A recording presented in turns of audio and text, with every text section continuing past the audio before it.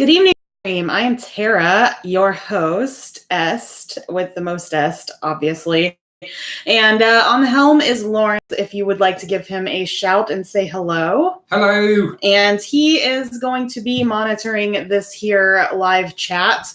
So in the chat box, please introduce yourselves, but do be kind to each other because we will throw you out if you are not.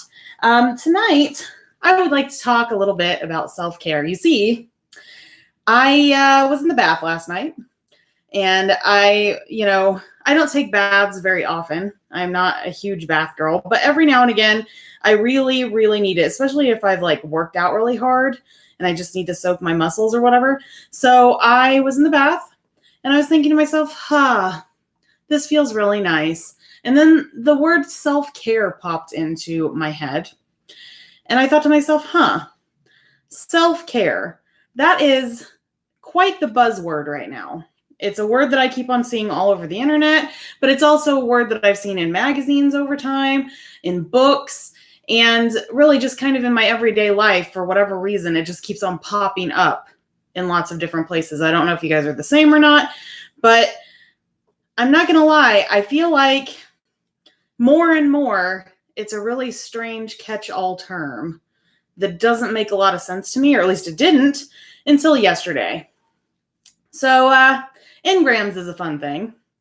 And if you are unfamiliar with Google Ngrams, then what this is it's kind of it's a word search. And I mean, you can search for specific words that gives you how many times and where a certain word or phrase shows up in books from really, in most cases, the beginning of time until now. So I threw self-care into Ngrams, and what it came up with was essentially every time that self-care had come up since I want to say the 1500s until now in books and in publications. And so I was very surprised at the history of it, and I thought maybe I would share it with you today. But before I get into that, Lawrence, how many people we got with us today, and who has said hello and all that good jazz? We have well over half a dozen. We have Shauna on the line, as well as Tartan Tabby, Candace, Cassiopeia, Linda, and Peg, or at least those are the folks that have said hello.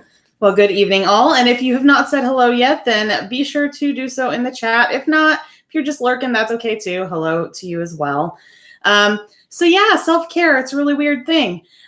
So we start really with hearing the word self-care, honestly, until the 20th century, just in terms of sermons, in terms of, Jesus and what he and his disciples preached and that sort of thing. And so in the 1700s, specifically in the New World, we were a little bit obsessed with the concept of self-care for just a little bit of time. And so, for example, there was a sermon in the 1700s called Sermon, Self-Care, and Care for Others. And it was by Henry Ward Beecher. And it basically preached that you should care for yourself and care for others. And it was an argument for a balanced approach to self-care and care for others. So in other words, self-care and selflessness, which in my mind, if we think about the 1700s and specifically of the Pilgrims, then that sounds kind of forward thinking, which is nice. But that said, what we do is we move on, and there really isn't a lot of self-care mentioned again until a little bit in the 30s and a lot in the post-World War II period. And I think that that's probably just because, we're coming out of the Great Depression, and then we're also coming out of World War II, and people are focused on how to be well. And as a result of that, self-care, again, enters the conversation, but not in the way that we think of it today, I don't think. Everything that I saw was maybe a clinical journal or something that had to do with personal hygiene. So hygiene and medical terminology. And basically it was suggestions and articles on how to keep yourself well. So how to feed yourself well, how to take care of your body, those sorts of more clinical practices, as opposed to, again, like the self-care that recently we have begun to think of. And that just continues onward until the 80s. And then in the 80s, something really strange happens. And I will tell you about that in a moment. But first, I want to mention our crafter of the week, who is Annette C. Burns on Instagram. And Annette was kind enough to show us her diamond painting, which I believe she mentioned last week. And I was unfamiliar with the concept of it, but it looks like it's little resin dots, basically, that you put on a canvas, and they make the canvas look sparkly. And so thank you very much, Annette, for sharing that with us. And of course, if you would like to be featured on one of our sew streams, then you can do so by using the hashtag #CraftVintageLady. And then we can all see everything that you share on any of the socials with that hashtag. And I will, of course, acknowledge and hopefully be able to acknowledge you in one of these sew streams in the future. So again, hashtag #CraftyVintageLady. I am happy to oblige sharing at least one of you every sew stream. So yeah, back to our conversation on healthcare, on self-care. And it's a really strange thing, you guys. And I'm sorry if you feel squirmy and awkward about what I'm about to say next, but it's history, it's real life, and this actually happened. So in the mid-80s, I'm sure you guys are all racking your brains right now. What do you think happened? You can go ahead and make a guess in the comment box if you'd like, but I will go ahead and tell you in just a moment. Self-care drastically changed. The concept of it, the application of it, all of a sudden did kind of a 180. And instead of talking about clinical things and talking about just, basic hygiene and keeping yourself well, all of a sudden it took on an exceptionally mature nature, shall we say, in that all of a sudden in clinical journals and in medical journals and in self-help books, you see a proliferation of the term self-care, meaning to use condoms and practice safe sex. And the reason I suspect for that, although I couldn't find any mention of this specifically, is because there, of course, was the AIDS outbreak that was happening. And so I think, and I think, Lawrence, you agree with me here, that the reason why there was such a weird shift in focus when it comes to this term all of a sudden is because, honestly, they didn't have a great term for it before. And now all of a sudden, people are getting very sick. And so they needed to come up with a term quickly, and that's the term that they used. Now, this didn't stay. And so when we get into the 90s, and in fact, even in the 80s to some extent, alongside this really strange shift in language, then you still have the kind of clinical how to take care of yourself and how to keep yourself well response. But then in addition to that, when we get to about the mid-90s, another shift takes place. And this is in large part due to the homeopathic nature of where healthcare started to go in the 90s and has continued, honestly, into today. And so basically self-care took on a different role. And that was with, let me see if I can get the name right. There was a concept to destigmatize mental health issues in 1995. And so there was a study done, and it was called Mental Illness in General Healthcare, an International Study, and it was by Ushton and Sartorius. And this study talked about self-care not just in a physical manner, but also in a mental manner. And so between that and the homeopathic nature of, again, the way that healthcare and the way that people were thinking about healthcare was shifting, then all of a sudden self-care takes on this new meaning that isn't just physical, but it's also mental as well. And so where that takes us is in the 90s and then into the early 2000s, you have a very kind of slight shift toward mental health being a part of that conversation, which I think probably would have been great.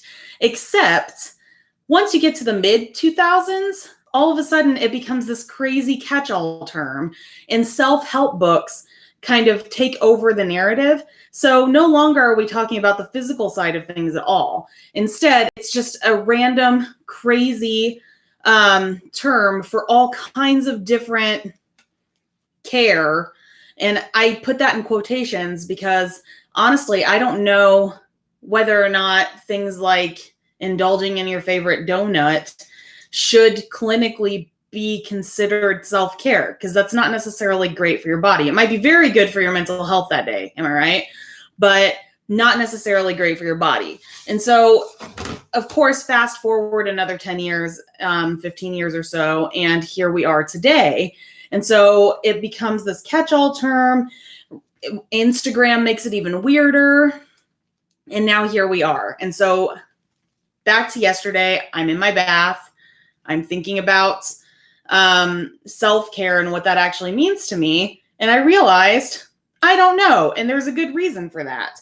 So now I'm asking you, what does self-care mean to you? Do you practice any kind of self-care techniques? Do you like the term self-care, or are you a bit sick of it? Because I'm not going to lie, sometimes I am. And, you know, does it encompass mental, physical well-being, or does it go beyond that into, again, like things that aren't necessarily good for you in the long term, but give you instant gratification in the moment? Tell me in the chat box. And in the meantime, I would like to tell you a little bit about Patreon. So you have officially, if you have not joined Patreon yet, you have 16 days to become a $5 or more patron before our postcards are no longer available to you. So if you are already a $5 patron and continue to be one into next month, you've got a postcard coming your way with a recipe on it. But if you've not become a patron yet, then please go to patreon.com/oldfashioned_AF, because I would really like to send you one of my postcards with my own recipe on it. I am really, really excited about this special offer. And I'm also hoping that these recipes that I come up with will be able to help you as well when you're getting ready for all of your holiday meals. So please, please visit patreon.com/oldfashioned_AF and become a $5 patron before the 15th. Otherwise, you won't get a postcard, and that'll be really sad. And then all of your friends who are in this chat will be like, I got my postcard, and you won't be able to be included in that. So make sure you go. And Lawrence, if you could be so kind as to tell me, you know, what's happening in the chat. Are we talking about self-care? Are there people mentioning the projects that they've been doing this week? What are we up to? Yeah, well, there were some interesting guesses as to what you were referring to with the 80s reference, but when you revealed the AIDS epidemic connection, that made a connection, it looks like, in people's heads. And there's been some interesting developments here. Firstly, though, this from Samantha, love that belt. Belt. Is that a belt? Oh, this. Okay, so no, this is not a belt, but thank you. I like it too. It's actually some trim that I picked up, and I'm very lucky because, of course, you guys know that I'm working on my mine and Lawrence's ABBA costumes, and this is the trim that I'm going to use in lieu of some embroidery. I don't have time to do the embroidery, but I was very, very lucky to find this trim that matches both of our different kimonos. This one is Lawrence's. It's going to actually be like a wine color around it, but for some reason, these pink flowers work. And then this one is mine, and mine's going to be more of a violet color. So I'm cutting up all of these pieces of trim so that I can use them as mock embroidery for this Halloween costume that I am pretty close to finishing. It's not quite there yet, and I don't think it'll be done by tomorrow. Sorry, guys.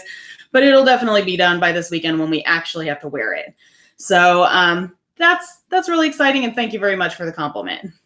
Lawrence? Yeah, and Samantha did acknowledge, actually, before you even explained it, that she figured it wasn't actually a belt after all when she saw that you were cutting it. Same with Jeffrey as well, who's on the line. We do also have some other folks on the call, or on the webinar. Webinar? What's it called? What is this? Live stream. Live stream. Thank you. Our So Stream. Thank you. Your So Stream that we haven't been able to announce yet, so we'll go ahead quickly and do that. We do have Linda on the line. I think I did announce Linda, actually, but also Hillary. We have Joy, we have Mardi, we have, let's see, Jeff, as I said, and I think I've covered everybody, or at least everybody that's announced themselves. Contributed. Okay, yeah, great. Oh, I take that back. We have Renee on the line as well, with Happy Halloween. I love that you say on the line. It just makes me laugh, and it still reminds me of Frasier. Yes, well, Frasier Kane. A tendency to do that. And this is an interesting conversation, or at least the history of the term self-care has been interesting to people, specifically to Tart and Tabby, who says, I love etymology, so this is right up my alley.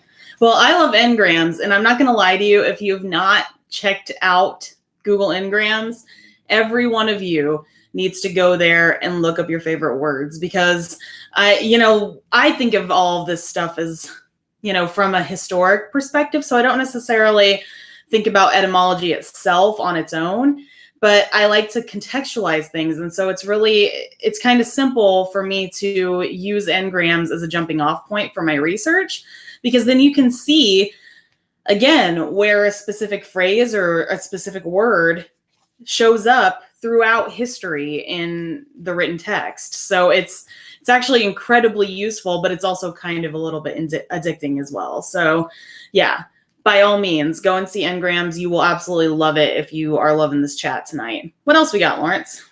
So this is a good one. This is from Peg, who says, I don't mind the term self-care. I think it's mostly to remind those of us who tend to overlook our own well-being to start paying more attention to what we need. I agree with that. I think that the only reason why it sometimes annoys me is because recently, and I mean like in the last couple of years, maybe not before then, probably in large part thanks to Instagram, it just seems to be that self-care as a term is used for all kinds of random stuff. So, binge watching Netflix, which certainly isn't good for anyone, or at least in my opinion, it isn't, is something that can sometimes be considered self-care. And don't get me wrong, everyone has their favorite TV shows. And if you feel like binging them, fine, binge responsibly. But I don't know that I can consider that self-care, because personally, from my standpoint, every time I binge something, then I kind of feel bad afterward that I wasn't productive enough. And so it's a situation where that's not self-care, because I'm not coming away from it feeling like I've taken care of myself. Hopefully that makes sense. What else we got? Let's see. Well, apparently this that you are creating here, this is according to Joy, it looks like a party decoration, like garland. I wonder what she is making it into. Well, we've covered that, but I was thinking that because I was looking into Hawaiian culture for my most recent video, where they were wearing garlands in a lot of the pictures I saw. Oh wow, yeah, it does kind of look like garland, and I definitely think I could wear it as like, I don't know, a headband or something if I weren't cutting up all the flowers. But yeah, very nice. Yep, and let's see, we do have some others that have come in here as well. Okay. And Shauna says, this is again on self-care, I teach special needs students and need my time alone. That's my self-care.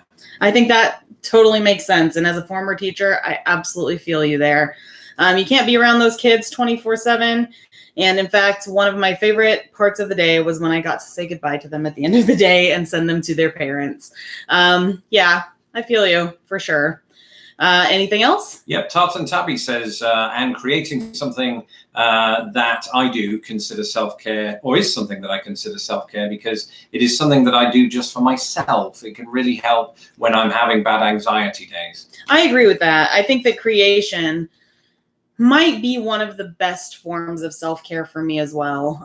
Because again, Netflix, questionable. Donuts, also questionable, because they don't necessarily leave you feeling good. But every time that I create something, I think I'm not just in my happy place, but I know I've done something, I've contributed something to, the greater good, even if it's just for my own greater good.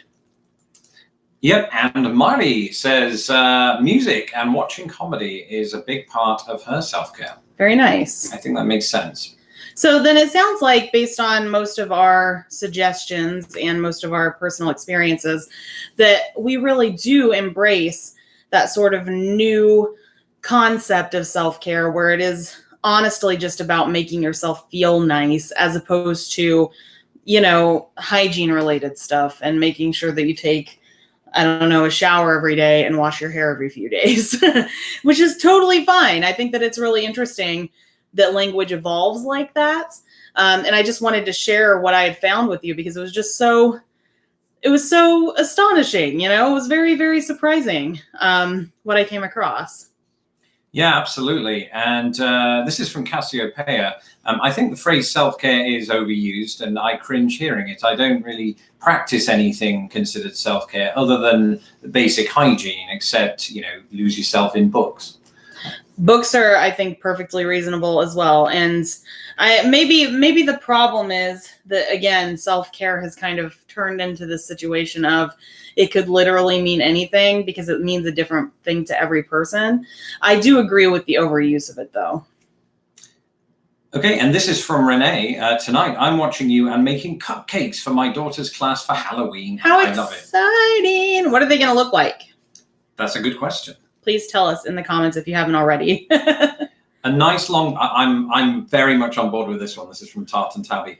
A nice long bath with candles fits both the mental and the physical. That is Lawrence's favorite form of self-care. And in fact, after the day he has had today, I suspect that's where I will find him in just a little while. And it does include the candles, no question about it. Sometimes he leaves them in the shower and I forget about them until the next morning and my candles get ruined. I don't do that. And they're my candles too, aren't they?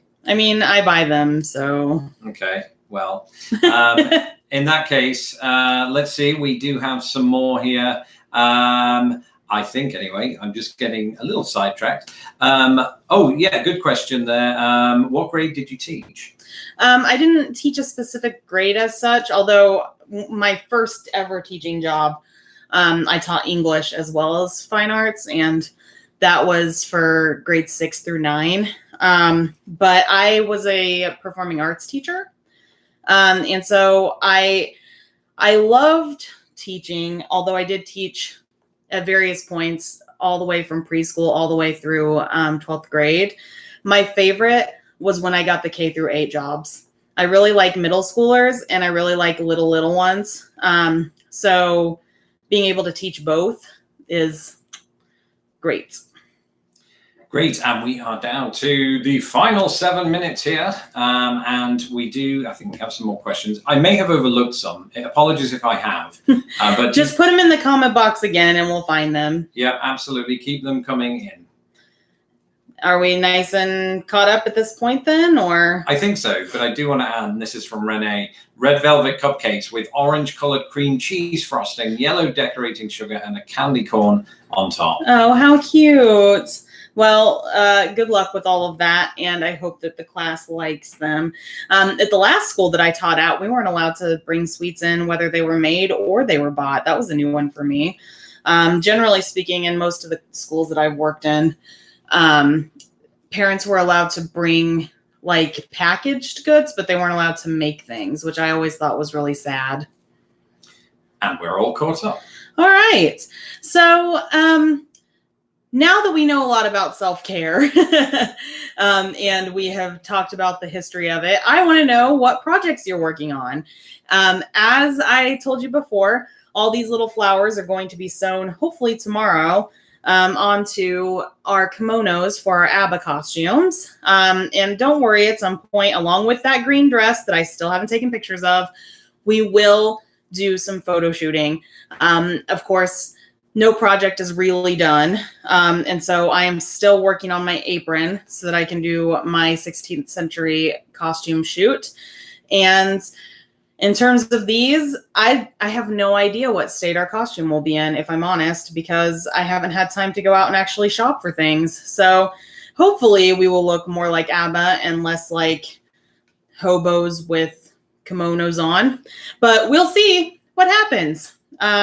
So Lawrence, tell me, what are people working on this week? So let's see, we've got a few comments that have come in around this. But firstly, Marty asks, will you and Lawrence model your costumes next week? I don't know about modeling them.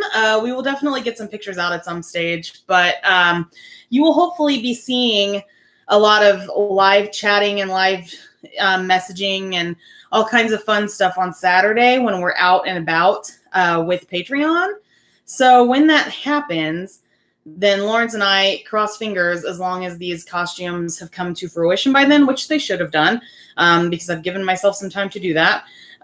Then we will be wearing them that day. So you should see, if you follow us on social media, us looking very ABBA-esque on the 2nd. Yep, and Hillary says, I'm teaching teaching a doll making class. Yay! I love that you teach doll making classes. That makes me really happy. Anything else? Yep, Tartan Tabby, I am still working on wood burning the walking stick that my brother made for my nephew. That is really cool. Do you have a very specific design that you've created for that, or are you just kind of free-forming it? And Cassiopeia, my daughter's class party is tomorrow too. I had to get store-bought cupcakes due to school policy.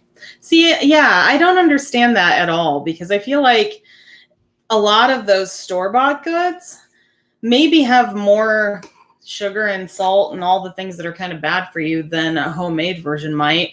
And they're not necessarily made with love all the time, are they? So call me old-fashioned, but I really like it when parents get to bring in handmade goods for their classes. And Candace, I'm refinishing a dresser for my mother-in-law. Ooh. So tell us a little more about that. What kind of refinishing are you doing? And how long have you been working on this project?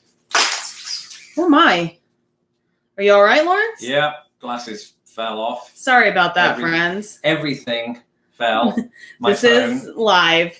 television. Phone fell, glasses fell, and that's it. But anyway, back to the comments here. Where was I? So Sue is restarting a bobbin lace project. Tonight we are getting snow in Western Illinois.